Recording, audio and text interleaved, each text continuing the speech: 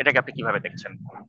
ধন্যবাদ নাজমুস সাকিব। যেহেতু বিএনপির আলোচনাটা বারবারই আসে, এই জন্যই বাংলাদেশের সর্ববৃহৎ রাজনৈতিক দল এবং মানুষের আশা আকাঙ্ক্ষার প্রতীকের একটি দল, এবং যেখানে মানুষ অপেক্ষা করে আছে যে বিএনপি আগামী দিনে রাষ্ট্র ক্ষমতায় আসবে।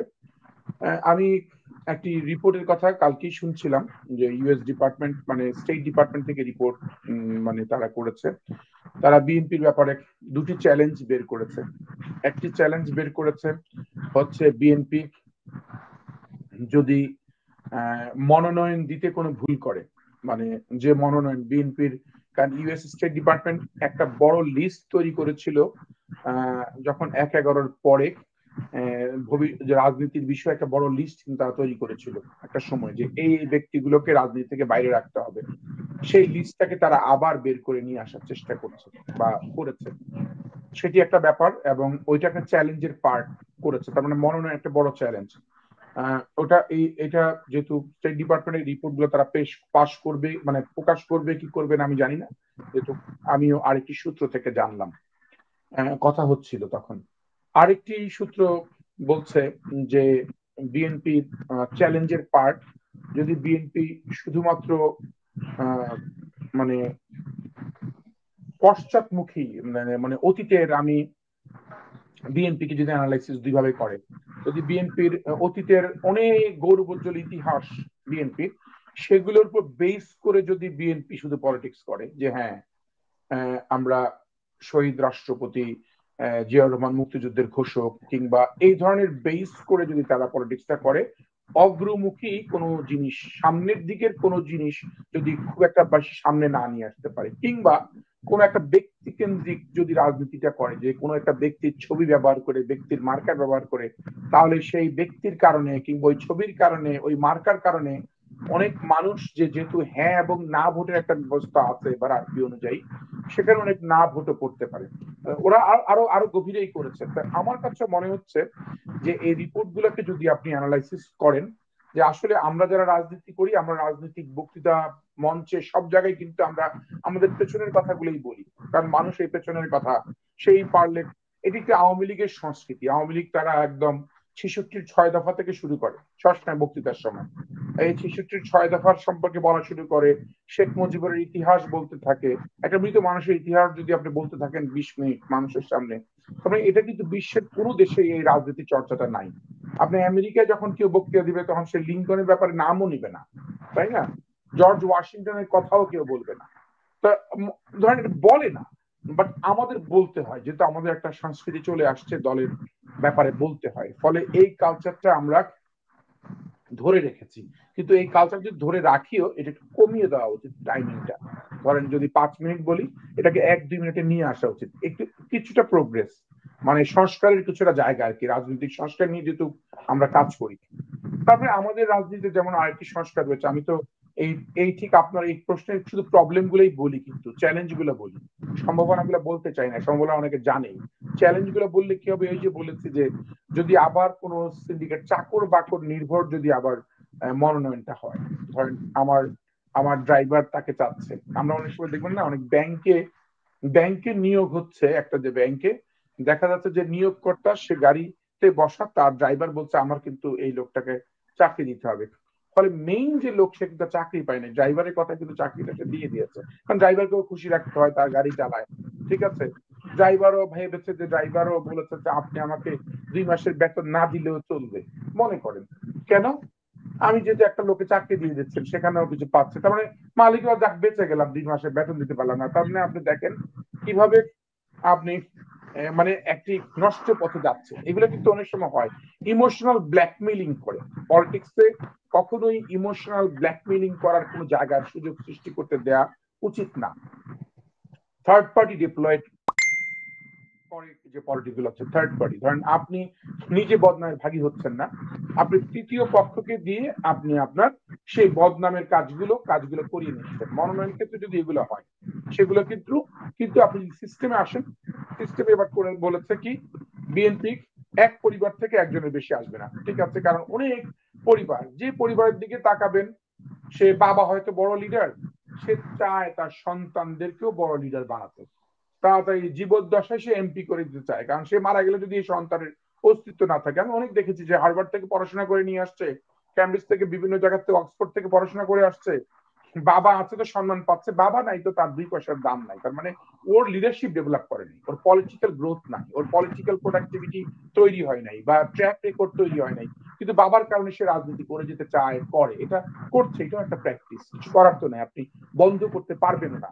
কারণ সমাজও, মানে যারা ভোটার বা যারা কর্মী, তারাও কিন্তু একটা নতুন লোক চায় না, পুরানো পরিবারের লোকই চায়। কারণ চায়, ভাবে যে ওকেই দেই, আরেকটা যোগ্য লোক চলে আসলে আবার ওই পরিবারের পিছনে দৌড়ানো, যেহেতু এই পরিবারের পিছনে আমাদের সময় দেওয়া আছে দীর্ঘদিন, আমাদেরকে চিনে, অতএব একটা অচেনা লোককে নিজেকে চিনাতে কষ্ট হবে, ওই নিজের স্বার্থ করতে গিয়ে পরিবারটা চলে আসে। এখন এই পরিবারতন্ত্রটা ভাঙতে গিয়ে যেটি বলা হয়েছে যে অনেকেই আমি দেখি যে তার সন্তানকে চায়, ভাইকে চায়, বোনকে চায়, পুরো পরিবার টাকা চায়, স্ত্রীকে চায়। এবং এই যে পরিবার নিয়ে শাসন করা বা পরিবার নিয়ে ক্ষমতাটা গ্রহণ করার এই যে একটা প্রচেষ্টা আমাদের মধ্যে রয়েছে, আমাদের এই সমাজ ব্যবস্থায় রয়েছে, যে যার যার যোগ্যতার জায়গা ছেড়ে দেয় না কেন, আমার ছেলে তার যোগ্যতায় ডাক্তার হবে, তার যোগ্যতায় ডাক্তার হয়ে এই পেশায় বড় হোক, কিন্তু না, আমার ছেলে ডাক্তার হলেও রাজনীতি করতে হবে, কারণ যেহেতু আমি রাজনীতি করি, আমার নামটা ভাঙিয়ে সে রাজনীতি করবে। এটা ফলে এটা একটা বড় ধরনের সিচুয়েশন সৃষ্টি হচ্ছে বিএনপিতে। হবে কমপক্ষে 50 জন জাতীয় লিডার তাদের পরিবারের আরেকজনকেও বিভিন্ন জায়গায় সেট করার চেষ্টা করছে এখন থেকে। চিন্তা করছে কি, সে যদি সেট করাই, যদি না পাই, তাহলে সামনে তো আরো আসন আছে, আরো বিষয় আছে, উপজেলা আছে, বলতে পারবো আমার স্ত্রী তো, আমি তো হয়েছি এমপি বা মন্ত্রী, কিন্তু আমার স্ত্রী তো গতবারও চেয়েছে, আমার ভাই তো, আমার সন্তান তো গতবারও চেয়েছে, বঞ্চিত হয়েছে, অর্থাৎ বঞ্চিত হিসেবে তাকে আরেকটা জায়গায় দায়িত্ব দেওয়া। তার মানে একটা বঞ্চিতের সার্টিফিকেটটাও নেওয়ার একটা প্রবণতা আছে আমাদের মধ্যে।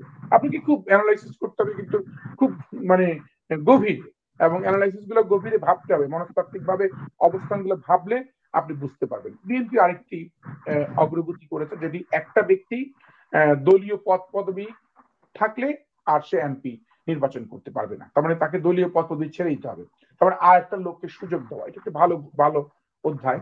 কিন্তু সেটা আবার সমস্যাটা হচ্ছে যে দলীয় পদ পদবি যে পেয়েছে সে আবার এমপি হতে চায়, সে ছাড়তে চাচ্ছে না, কারণ সে নিশ্চিত না হওয়া পর্যন্ত সে জানে যে আমি নমিনেশন, তার মানে আপনি তাকে এখন বলতে পারছেন না যে দলীয় পদ নাই, তাকে দেই, আর তোমার তো পদ আছে, এটা কিন্তু আগে থেকে বলা যাচ্ছে না। কেন?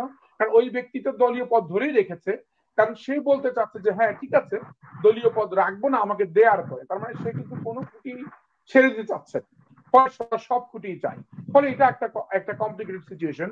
যে বঞ্চিত সে কিন্তু বঞ্চিতই হবে, কারণ দলীয় লোকটা যখন সে আবার এমপি হয়ে যাবে, সে তার লোকগুলোই আবার দলীয় পদ পাবে, কারণ কারণ সে তো এমপি, অন্যান্য লোকগুলো আর সাহস পাবে না, আসার সুযোগ পাবে না। এটা যদি আগে করে ফেলতে পারতো, যে ঠিক আছে একটা মাস আগে বা এখন, কারণ আপনি 2-3 মাস পরে তো হবে না, কারণ এমপির কথার বাইরে তো ওই এলাকার একটা আরেকজন লোক উপজেলার প্রেসিডেন্ট, সেক্রেটারি কেউ হবে না আসলে, আপনি যতই বলেন না কেন মুখে, তার অধীনের লোকজনগুলো হবে, তার তার হাতে গড়া লোকগুলি হবে, তার কোরামের লোকগুলি হবে, বেছে বেছে করবে। ফলে এটা কিন্তু একটা কমপ্লিকেটেড জায়গা, এটা কিন্তু বুঝতে হবে। রাজনীতিতে পারিবারিক ভাবে পেয়ে আসতে তো অটোমেটিক পাচ্ছেন আপনি, বাট যে লোকটা সংগ্রাম করে রাজনীতি করে আসছে, ওয়ার্ড থেকে, গ্রাম থেকে, ইউনিয়ন থেকে, তার সংগ্রামটা আপনাকে আপনাকে বুঝতে হবে। সেই গ্রাম, ওয়ার্ড, এটা এটা এটা হচ্ছে একটা, আপনি সাবজেক্টিভ টেস্ট করে হবে না, একটা অবজেক্টিভ টেস্ট করতে হবে। আপনি যদি মানে ওই জায়গায় আপনি থাকলে কি করতেন, আপনি যদি ওই গ্রামের নেতাটা হতেন কি করতেন তাহলে? কারণ আপনি তো গ্রামের নেতা হলে আপনি তো সেই জায়গায় যেতে পারবেন না, কারণ আপনার ওই যে এমপি, এখন উপজেলার চেয়ার প্রেসিডেন্ট, সে তো এমপি হয়ে যাবে, হয়ে তারই সেকেন্ড ম্যানকে প্রেসিডেন্ট বানিয়ে দিবে, এটা তার সাথে কমিটমেন্ট। ফলে এটা একটা সংকট। ফলে এই সংকট গুলো কাটানোর জন্য আবার এই যে আপনি ইন্টারভিউ দেখেছেন, দলের ভারপ্রাপ্ত চেয়ারম্যান জনাব তারেক রহমান ইন্টারভিউতে একটা স্পষ্ট কথা বলেছেন যে বিএনপির মনোনয়ন ব্যাপারে কথা হয়েছে। উনি বলেছেন যে বিএনপির মনোনয়ন যে শুধু বিএনপির লোকজন না, যাদের বিএনপির অবস্থানে আছে তা না, যাদের সামাজিক ভিত্তি, সামাজিক অবস্থান দৃঢ় আছে, সেটাও আমাদের আমলে নিতে হবে। আমলে নিয়ে বিএনপির মনোনয়ন চূড়ান্ত করতে হবে। তার মানে আমরা বুঝতে পারছি যে স্টেট ডিপার্টমেন্টের যে চিন্তার সাথে জনাব তারেক রহমানের চিন্তার একটা মিল খুঁজে পাচ্ছি, যে হ্যাঁ উনি অনুধাবন করতে পারছেন যে আসলে আমাদের সামাজিক ভিত্তি যাদের আছে। এখন অন্যান্য সবাইকে তো ছাড় দিতে হবে।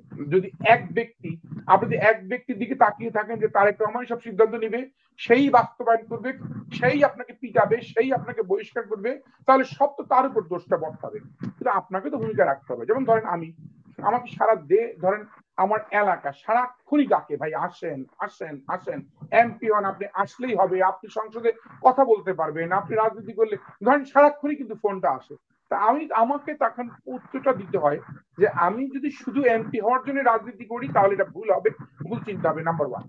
নাম্বার টু, হ্যাঁ আমি অনেক ত্যাগ স্বীকার করেছি, আমি এই দলে অনেক মার খেয়েছি, নির্যাতন হয়েছি, অনেক মামলা খেয়েছি, কিন্তু আমি এই ত্যাগটাকে আমি যদি ব্যবহার করি তাহলে এটাকে ডবল স্ট্যান্ডার্ড হবে। আমি যদি ব্যবহার করলাম আমার ত্যাগ ত্যাগ ত্যাগ ব্যবহার করলাম, ফলে যে ব্যক্তিটা আমার থেকেও একটি মামলা বেশি খেয়েছে, যে ব্যক্তিটা আমার থেকে বেশি নির্যাতিত হয়েছে, তাকে তো একটা সুযোগ দিতে হবে, নাম্বার টু।